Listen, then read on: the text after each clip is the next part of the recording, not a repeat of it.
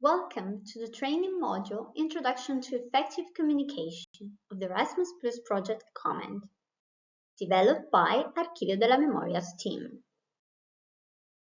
The learning objectives of this training module are the following. Learning about communication and the 8 elements that compose it. Knowing the different types of communication. Identifying different sources of miscommunication. Learning about effective communication. And finally, learning how to communicate effectively through different mediums. But what is communication? Communication is generally referred to as a message conveyed from one person to another. A more specific definition was formulated in 2009 by Alains and Hurwitz, according to which communication is a joint construction or co-construction of meaning. We have chosen a very clear model designed by Shannon, Schramm and Cray, which identifies 8 main elements that form part of communication. These are source, message, encoding, channel, decoding, receiver, feedback, and context.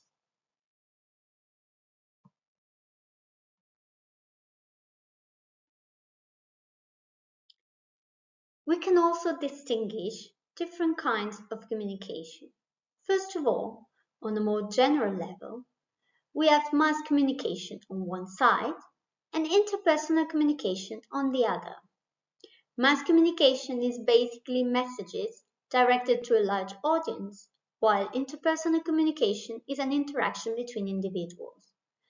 The interaction between 2 or more individuals, in turn, can be divided in 3 further types of communication: the verbal communication, the non-verbal communication, and the paraverbal communication. Another researcher on communication, Paul Waslawi, has developed the 5 axioms of communication to make it more effective in human relationships.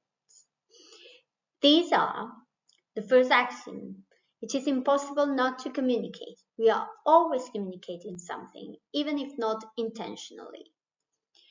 The second axiom is about content, relationship, and meta-communication. The third axiom is about the punctuation of events.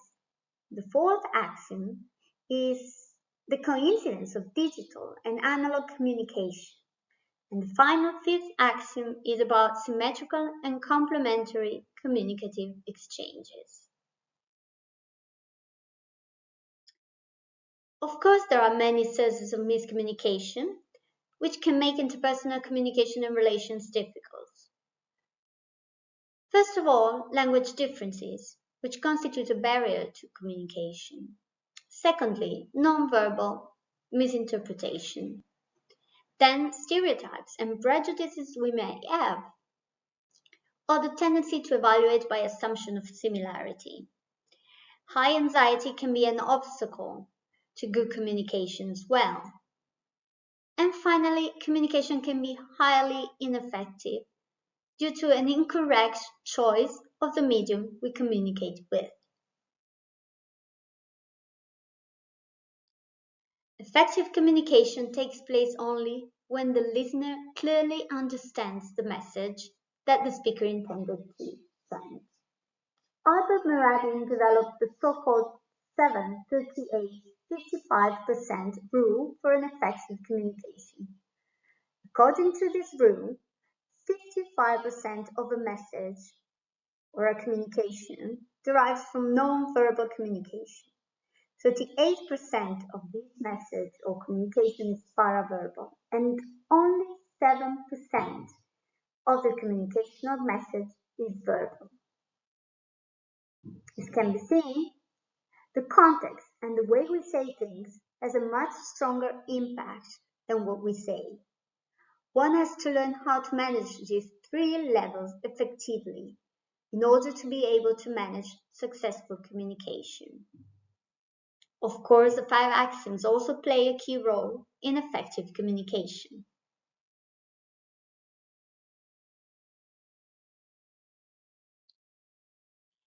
This graphic shows how the 738-55% rule distributes the different elements of personal communication. Only 7% of a message is made by spoken words. 38% is constituted of voice, pitch, tone, etc.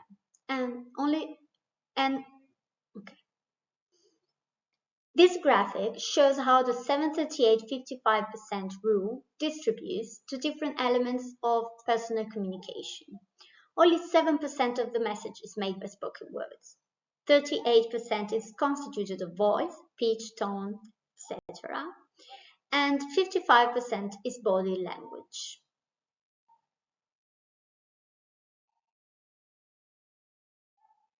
Another way we can talk about communication is using the image of the hamburger to illustrate the part of a speech. As shown in the picture, the top of the bun represents the introduction or the topic to grab attention with a quote or a fact. The meat and the stuffing of the hamburger represents the body of the speech, which presents 3 to 5 important points and elaborates them. Finally, the bottom of the bun represents the conclusion of our speech to wrap up, leave lasting impression on our listeners.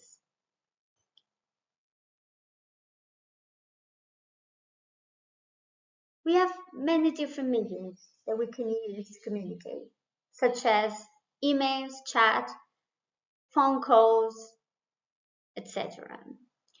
The medium in which we communicate affects what we're saying. Each medium can be more or less effective for the intended communication. There are many types of communication, from corporate communication to social communication to political, institutional, digital, and even emotional communication. But for communication to be really effective, it has to be clear, correct, complete, concise, and knowledgeable. This is the famous 5 C's rule of communication. It could be said, therefore, that the best communication is one that is consciously made, concise, and addressed to the right interlocutor through the right channel and at the best time. In conclusion, for an effective communication, we must use appropriate code, considering the context we are communicating in. We must preserve integrity, ensuring clear communication, and we must listen with empathy. This picture shows the relationship between the effectiveness of communication and the mediums used to communicate. The richer the medium, the more effective the communication is. If the medium used is lean, also our message or communication will be less effective. For example, face-to-face communication is the richer and more effective. Video conferencing is slightly less effective than face-to-face communication, since it happens from a distance. Telephone lacks body language, so it is even more less effective.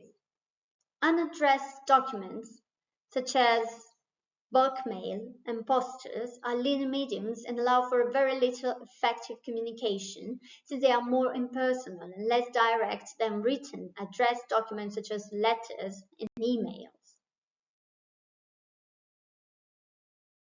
To wrap up everything, we would like to thank you for your attention, and we hope you have learned something new about effective communication.